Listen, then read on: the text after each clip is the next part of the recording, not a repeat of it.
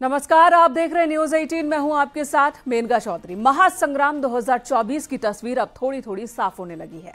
UP में clean sweep के लिए बीजेपी के राष्ट्रीय संगठन मंत्री बीएल संतोष ने चुनावी खाका खींच दिया है। बीएल संतोष ने स्पेशल 12 को स्पेशल 6 मंत्र दिए, जिससे हर वर्ग, हर समुदाय को साधा जा सके। साथ ही यूपी में आखिरी वक्त में संपर्क साधने की जो ट्रिपल इंजन का मंत्र है वो भी दिया गया। आपको रिपोर्ट दिखाते हैं। 2 दिनों तक चली बैठक में किन किन मुद्दों पर चर्चा हुई।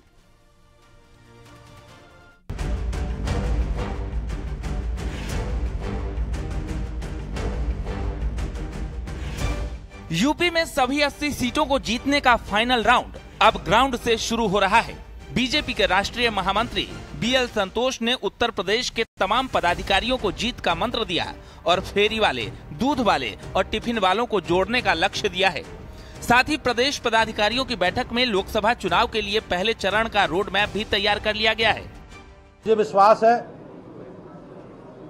कि हमारे सरकारों के काम और हमारे संगठन की ताकत और मोदी जी के प्रति लोगों का विश्वास, इसके आधार पर भारतीय जनता पार्टी लोकसभा की उत्तर प्रदेश की सभी सीटें जीतेगी।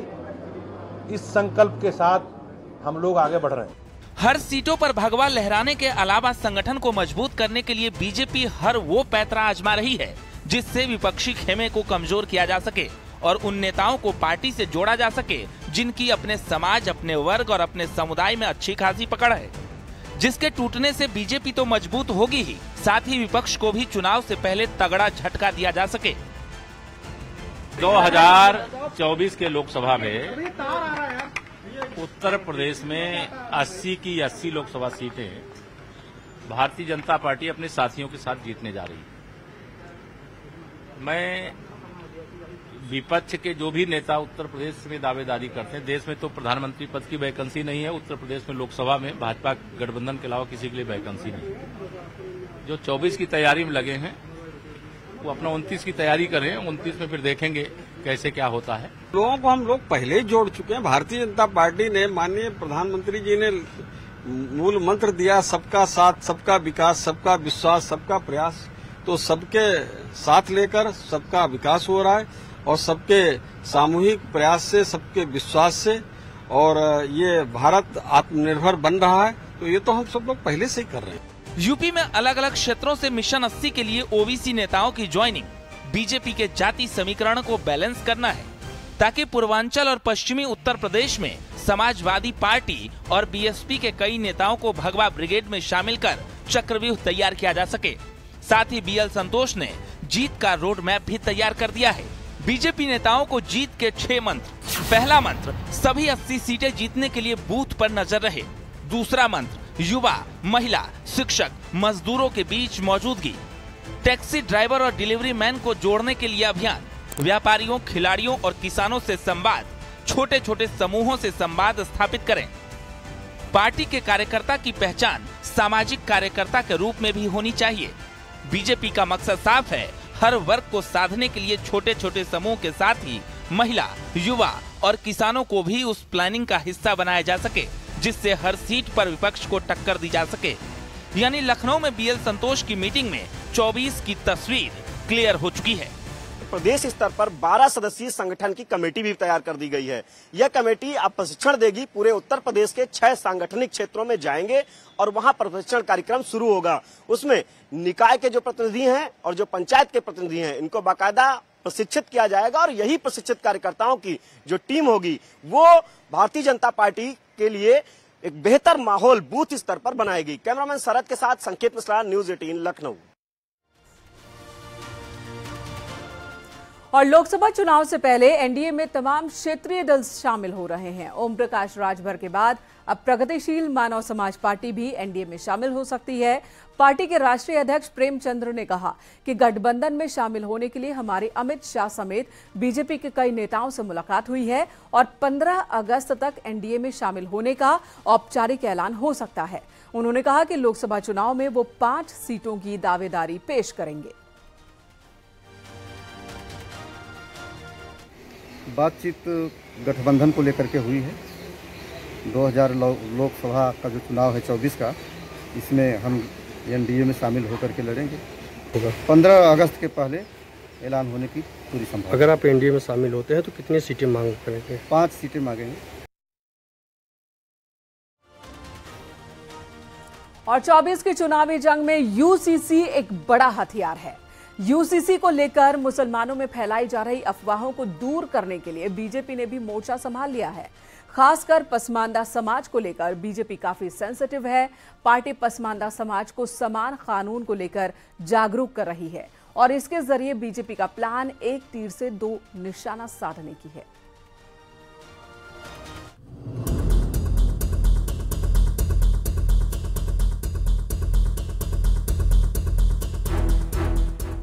देश में समान नागरिक संहिता यानी यूनिफॉर्म सिविल कोड को लेकर बहस जारी है।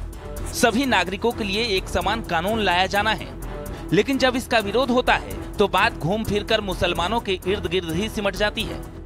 विरोध करने वाले यूसीसी को लेकर भ्रांतियां फैला रहे हैं। इसी भ्रम को दूर करने के लिए भारतीय जनता पार्टी भी यूनिफॉर्म सिविल कोड को लेकर सीधे मुस्लिम समुदाय के लोगों तक अपनी बात पहुंचा रही है। इसके लिए लगातार कसरत जारी है। लखनऊ की ये तस्वीरें उसी कसरत का हिस्सा है। बीजेपी इसे आज के समाज की जरूरत बता रही है।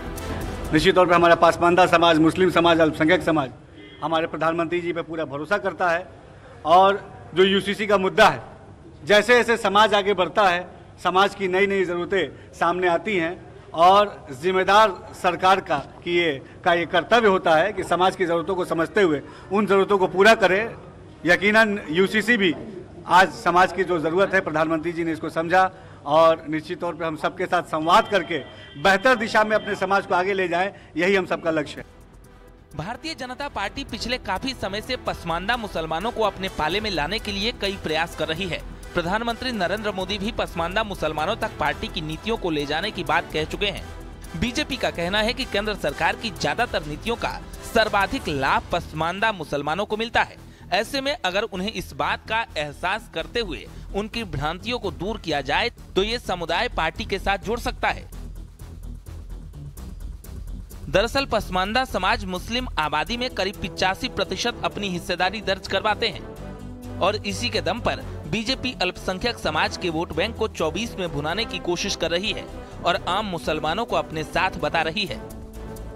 हम आम मुसलमानों के प्रति जवाबदेह हैं। आम मुसलमानों के दिल में क्या है? आज देश का आम मुसलमान, देश का पसमानदा मुसलमान हमारी मोदी जी के नीतियों पर पूरा विश्वास करता है। पहली बार हमें प्रधानमंत्री नरेंद्र मोदी जी के रूप में केंद्र में और उत्तर प्रदेश में योगी आदित्यनाथ जी के रूप में एक ऐसा प्रधानमंत्री, एक ऐसा मुख्यमंत्री मिला है जो सही मायनों में मुस्लिम पसमानदा समाज के डेवलपमेंट के लिए ठोस काम कर रहे हैं। चाहे शिक्षा हो, सुरक्षा हो, स्वास्थ्य हो, रोजगार हो, उद्योग हो, हर दिशा में पसमानदा समाज, मुस्लिम समाज आगे बढ़ रहा है। पसमानदा का मतलब वंचित और शोषित होता है। भारतीय मुसलमानों में इनकी 85% आबादी है। दलित और पिछड़े मुस्लिम वर्ग इसमें शामिल होते हैं, जिससे कई बीजेपी शासित राज्यों में आरक्षण और योजनाओं का लाभ दिया जा रहा है और इन्हें मुख्य धारा में लाने की कई पहल भी की गई है। अपनी इन्हीं कोशिशों को अंजाम तक पहुंचाने के लिए बीजेपी पसमानदा मुसलमानों को अपने साथ लाने का प्रयास कर रही है। पार्टी का भी मानना है कि जिस तरह से सीएए और एनआरसी को लेकर जिस तरह की अफवाह फैलाई गई थी, वैसे ही यूनिफॉर्म सिविल कोड को लेकर भी भ्रम फैलाया जा रहा है। ऐसे में पार्टी अपने स्तर से पसमानदा मुसलमानों तक पहुंचकर उन्हें यूसीसी के बारे में सच बताने की मुहिम चला रही है। Bureau report, news 18।